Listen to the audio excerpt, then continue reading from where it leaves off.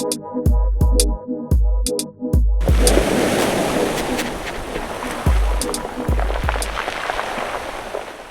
on from our last video about launching in waves, we're now going to look at paddling out over the waves to get yourself out back.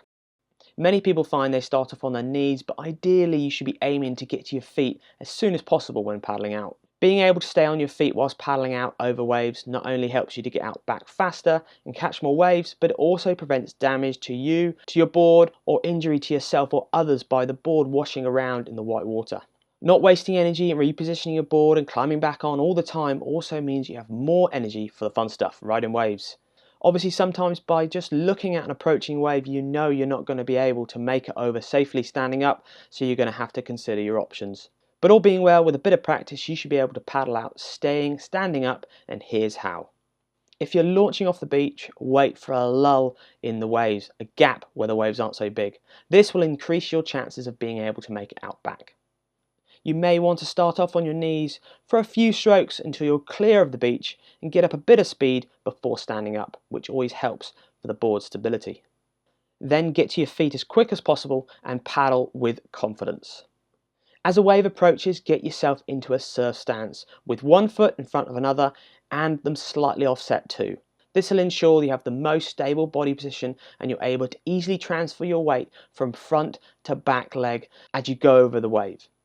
Standing with your feet parallel as a breaking wave approaches you will usually result in one thing: your board being washed out from underneath you and you going head first into the wave. Hold your paddle on the opposite side of your front leg. This will make you the most balanced and stable on your board when paddling. And then get yourself low by getting your center of gravity as low as possible. This will also help to keep you stable. Point your board directly towards the wave at 90 degrees. This will give your board the best chance of punching through and up over the wave with the least amount of surface area and therefore the less resistance. As a wave approaches the nose of your board, step back with your back foot to lift the nose of the board up in the air. Then lean forward on your front leg to push the board back down and over the wave. It's also important to time your paddle strokes with the wave too, so that you do one stroke just in front of the approaching wave and the next stroke just behind it. Doing a really powerful stroke at the front of the wave ensures your board is moving forward and therefore less chance of being washed backwards. Then doing another stroke just after the wave ensures you're pulled well clear of the wave and it reduces your chances of going backwards over the falls.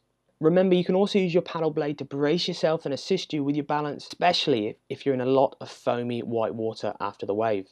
Thinking about your paddle stroke timing as well as your board and foot position helps your board push over the wave rather than getting pushed backwards towards the beach.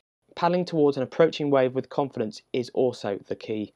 When done correctly, you'll be amazed the size of white water you can make it over. So before you launch yourself out into the big stuff, practicing paddling, standing up over some smaller waves to gain your board control and confidence, and then work your way up to the big stuff. I hope you all found that SUPboarder how-to video useful. Look out for the next video in this series, which is catching your first waves.